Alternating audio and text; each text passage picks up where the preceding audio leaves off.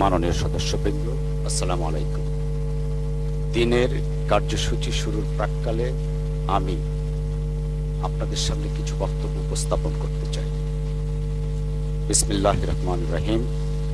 মাননীয় সংসদ নেতা, বিরোধী দলের নেতা ও উপনেতা, মন্ত্রিসভার সদস্যবৃন্দ, চিফ হুইপ, হুইপবর্গ এবং মাননীয় সদস্যবৃন্দ, আসসালামু আলাইকুম। আজ আমার জীবনের রাজনৈতিক ও সংসদীয় অধ্যায়ের এক বিশেষ দিন। এই মহান সংসদের অধিবেশনে সভাপতিত্ব করায় আমি সংক্ষেপে কিছু কথা বলার সুযোগ হাতছাড়া করতে চাই না। আশা করি আপনারা ক্ষমাসুন্দর দৃষ্টিতে দেখবেন।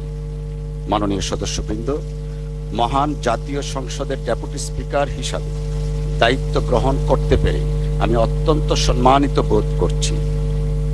সংসদের সকল মাননীয় সদস্য আমাকে ডেপুটি স্পিকার হিসাবে নির্বাচিত করে যে আস্থা ও সম্মান প্রদর্শন করেছেন, তার জন্য আমি মাননীয় সংসদ নেতা এবং মাননীয় প্রধানমন্ত্রী সহ সকল সদস্যগণের প্রতি আন্তরিক কৃতজ্ঞতা প্রকাশ করছি।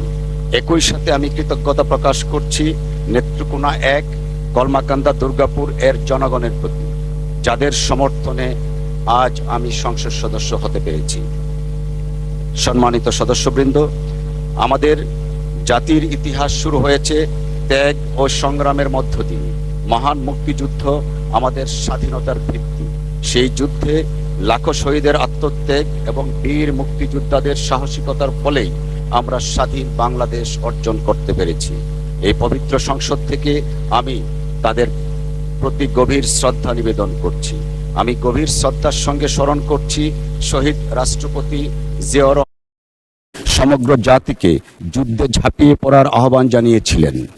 স্বাধীনতা উত্তর বাংলাদেশে তিনি বহুদলীয় গণতন্ত্র প্রতিষ্ঠা করেছিলেন এবং রাষ্ট্র পুনর্গঠনে গুরুত্বপূর্ণ ভূমিকা পালন করেছিলেন। আমি একই সাথে শ্রদ্ধার সঙ্গে স্মরণ করছি সাবেক প্রধানমন্ত্রী বেগম খালেদা জিয়াকে, যিনি স্বৈরাচার বিরোধী আন্দোলনের নেতৃত্ব দিয়ে 1991 সনের জাতীয় সংসদ নির্বাচনে বিজয়ী হওয়ার পর বাংলাদেশে সংসদীয় গণতন্ত্র পুনঃপ্রতিষ্ঠা করেছিলেন। আমৃত্যু তিনি ফ্যাসিবাদ বিরোধী আন্দোলনের নেতৃত্ব দিয়ে বাংলাদেশের ইতিহাসে সবচেয়ে জনপ্রিয় রাজনৈতিক ব্যক্তিত্ব হিসাবে আবির্ভূত হয়ে মাদার অফ ডেমোক্রেসি উপাধিতে ভূষিত হয়েছিলেন। মাননীয় সদস্যবৃন্দ, 2024 সনের ঐতিহাসিক ছাত্র গণ অভ্যুত্থান ফ্যাসিবাদের পতন ঘটিয়ে গণতন্ত্রের দ্বার উন্মুক্ত করেছে। জুলাই অগাস্টের বীর শহীদদের আত্মত্যাগের কারণেই আজ আমরা সংসদীয় গণতন্ত্র পুনঃপ্রতিষ্ঠা করতে পেরেছি। জুলাই গণ অভ্যুত্থান আমাদের স্মরণ করিয়ে দেয় যে জনগণের শক্তি গণতন্ত্রের প্রকৃত ভিত্তি। আমি শহীদ আবু সাঈদ, ওয়াসিম আকরাম, মীর মুগ্ধ সহ সকল বীর শহীদদের প্রতি শ্রদ্ধা জানাচ্ছি। আর যারা অন্ধত্বে ও পঙ্গুত্বে ক্লিষ্ট কষ্টকর জীবন যাপনে বাধ্য হচ্ছেন, তাদের প্রতি সমবেদনা জ্ঞাপন করছি। মাননীয় সদস্যবৃন্দ, আজকের এই পবিত্র লগ্নে আমি খোলাফায়ে রাশিদিনের প্রথম খলিফা হজরত আবু বকর রাদিয়াল্লাহু আনহুর একটি অবিসংবাদিত ভাষণের কয়েকটি পংক্তি উল্লেখ করতে চাই। খেলাফতের দায়িত্ব নিয়ে অভিষেকের অভিভাষণে তিনি বলেছিলেন, আপনারা আমার উপর দায়িত্ব অর্পণ করলেও আমি আপনাদের মধ্যে শ্রেষ্ঠ মানুষ নই। আমি সঠিক থাকলে আপনারা আমাকে সাহায্য করবেন, আর ভুল করলে আমাকে শুধরে দিবেন। এই মহান উক্তির প্রতিধ্বনি করে আজ আমিও বলতে চাই, এই সংসদের মাননীয় সদস্যদের মধ্যে আমার চেয়ে জ্ঞানী, প্রজ্ঞাবান, উপযুক্ত ও অভিজ্ঞ অনেকেই আছেন। সম্মানিত অভিজ্ঞ সদস্যদের প্রতি বিনীত অনুরোধ করছি, দয়া করে আপনারা আমাকে সাহায্য করবেন, ভুল করলে শুধরে দেবেন, যাতে আমি সঠিকভাবে দায়িত্ব পালন করতে পারি, যাতে দেশবাসীর আশা আকাঙ্ক্ষার প্রতীক এই মহান সংসদ সঠিকভাবে পরিচালিত হয়। মাননীয় সদস্যবৃন্দ, বাংলাদেশের জাতীয় সংসদ আমাদের প্রজাতন্ত্রের গণতান্ত্রিক কাঠামোর কেন্দ্রবিন্দু। জনগণের সার্বভৌম ক্ষমতা তাদের নির্বাচিত প্রতিনিধিদের মাধ্যমে প্রতিফলিত হয় এই মহান সংসদে। এই সংসদ শুধু আইন প্রণয়নের স্থান নয়, বরং একই সাথে জনগণের নিকট সরকারের জবাবদিহিতার জায়গাও বটে। মাননীয় সদস্যবৃন্দ, গণতন্ত্রের মূল ভিত্তি হলো আইনের শাসন, মানবাধিকার এবং সাংবিধানিক প্রতিষ্ঠানগুলোর কার্যকারিতা। বিখ্যাত সাংবিধানিক চিন্তাবিদ এবি ডাইসি তার বিখ্যাত আইনের শাসন তত্ত্বে বলেছেন, no man is above the law and every person, whatever his rank or condition, is subject to the ordinary law of the realm.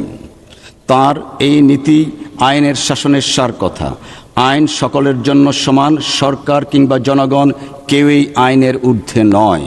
মাননীয় সদস্যবৃন্দ, একটি কার্যকর সংসদীয় গণতন্ত্রে সরকার এবং বিরোধী দল উভয়ই গুরুত্বপূর্ণ ভূমিকা পালন করে থাকেন।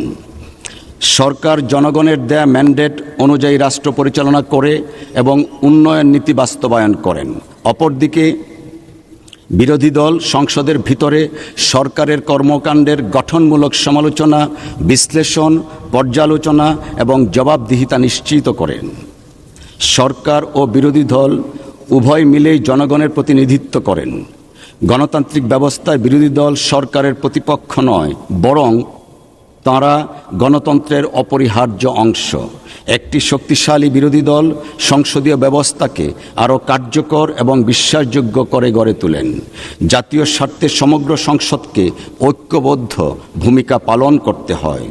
এক্ষেত্রে জাতীয় সংসদ অধিবেশনের সূচনায় মাননীয় প্রধানমন্ত্রী ও সংসদ নেতা যে বক্তব্য রেখেছেন তা অত্যন্ত আশাব্যঞ্জক। পাশাপাশি মাননীয় বিরোধী দলীয় নেতা এবং অন্যান্য সদস্যগণও সহযোগিতামূলক মনোভাব প্রদর্শন করেছেন। আমরা পারস্পরিক সহযোগিতা ও শ্রদ্ধার মাধ্যমে জাতির সামনে একটা দৃষ্টান্ত স্থাপন করতে পারি। এক্ষেত্রে রাষ্ট্রবিজ্ঞানী এডমন্ড বার্গ একটি উক্তি প্রণিধানযোগ্য। তিনি বলেছেন, Parliament is not a congress of ambassadors from different and hostile interests, but a deliberative assembly of one nation with one interest, that of the whole.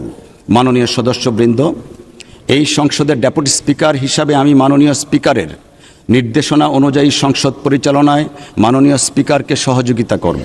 এক্ষেত্রে আমার প্রথম এবং প্রধান দায়িত্ব হল নিরপেক্ষতা বজায় রাখা। আমি আপনাদের প্রত্যেককে আশ্বস্ত করছি যে সংসদের প্রতিটি সদস্যের অধিকার, মর্যাদা এবং সুযোগের সমতা রক্ষায় আমি সর্বদা নিরপেক্ষভাবে দায়িত্ব পালন করব। তার অংশ হিসাবে ইতিমধ্যে আমি সরকার এবং দলের পদ থেকে পদত্যাগ করেছি। মাননীয় সদস্যবৃন্দ, সংসদের কার্যক্রম পরিচালিত হবে সংবিধান, সংসদের কার্যপ্রণালী বিধি এবং দীর্ঘদিনের সংসদীয় রীতিনীতি ও ঐতিহ্য অনুযায়ী। সংসদীয় গণতন্ত্রের স্তুতিগাগার যুক্তরাজ্যে আমার পড়াশোনার কারণে আমি তাদের সংসদীয় রীতিনীতি দেখার কম বেশি সুযোগ পেয়েছি। আমরাও ওয়েস্টমিনস্টার স্টাইলের গণতন্ত্র চর্চা করে একটি শক্তিশালী গণতান্ত্রিক জাতি গঠনের সফলতা অর্জন করব বলে আমি বিশ্বাস করি। এক্ষেত্রে আমি মাননীয় সদস্যগণের আন্তরিক সহযোগিতা কামনা করছি। সংসদের মর্যাদা রক্ষা করা আমাদের সকলেরই দায়িত্ব। মতভেদ থাকবে, বিতর্কও হবে, কিন্তু তা অবশ্যই শালীনতা, যুক্তি এবং পারস্পরিক সম্মানের মধ্যে থাকা প্রয়োজন। জাতীয় সংসদ হবে জাতির দর্পণ। মাননীয় সদস্যবৃন্দ, আমাদের মনে রাখা আবশ্যক যে বাংলাদেশের জনগণ এই সংসদের দিকে তাকিয়ে থাকে তাদের আশা আকাঙ্ক্ষার প্রতিফলন দেখার জন্যে। তাই আমাদের দায়িত্ব হলো গণতন্ত্রকে শক্তিশালী করা, আইনের শাসন প্রতিষ্ঠা করা এবং মানবাধিকার রক্ষা করা। আমরা যেন সবসময় মনে রাখি, আমরা সবাই জনগণের প্রতিনিধি এবং জনগণের কল্যাণই আমাদের সর্বোচ্চ লক্ষ্য। মাননীয় সদস্যবৃন্দ, আজকের এই মহান সংসদ গতানুগতিক ধারার বাইরে এক ঐতিহাসিক সংসদ। যেখানে আমরা কেউ এসেছি ফাঁসির মঞ্চের সন্নিকটে থাকা কনডেমড সেল থেকে, কেউ এসেছি ফেসিবাদ শাসন ব্যবস্থায় সৃষ্ট জুলুম নির্যাতনের আয়নাঘর থেকে, কেউ এসেছি প্রিয় মাতৃভূমি থেকে দেড় যুগেরও বেশি সময় নির্বাসিত জীবন কাটিয়ে, কেউ এসেছি গুম হয়ে দেশ এবং ভিন দেশে ফেলে থাকা জীবন্ত লাশের দুঃসহ জীবন কাটিয়ে, আর অনেকেই এসেছি মামলা, জুলুম, নির্যাতন এবং কারাগারের দুঃসহ জীবন কাটিয়ে মজলুম হিসাবে। এই রকম সংসদ আমাদের জাতীয় জীবনের ইতিহাসে আর কখনো দেখা যায়নি, এমনকি বিশ্বের ইতিহাসেও বিরল। মাননীয় সদস্যবৃন্দ, ব্যক্তিগতভাবে আমি নিজে একজন সাধারণ মধ্যবিত্ত কৃষক পরিবারের সন্তান হয়েও আজকে এই মহান সংসদে আপনাদের সাথে মহতি কাজে আসতে পেরে নিজেকে সৌভাগ্যবান মনে করছি এবং মহান আল্লাহ রাব্বুল আলামিনের দরবারে শুকরিয়া জ্ঞাপন করছি। সেই সাথে মহান রবের সাহায্য কামনা করছি যেন আমরা সম্মিলিতভাবে ন্যায় ও ইনসাফ ভিত্তিক সমাজ তথা রাষ্ট্র প্রতিষ্ঠা করতে পারি। পরিশেষে আমি আবারও সংসদের সকল মাননীয় সদস্যগণকে ধন্যবাদ জানাই এবং আশা করি আপনাদের সহযোগিতায় আমরা এই সংসদকে একটি মর্যাদাকর, কার্যকর এবং গণতান্ত্রিক প্রতিষ্ঠান হিসাবে আরও শক্তিশালী করতে পারব ইনশাআল্লাহ। মহান আল্লাহ আমাদের সবাইকে সত্য ও ন্যায়ের পথে পরিচালিত করুন, আমিন। আপনাদের সকলকে ধন্যবাদ। আল্লাহ হাফেজ। বাংলাদেশ জিন্দাবাদ।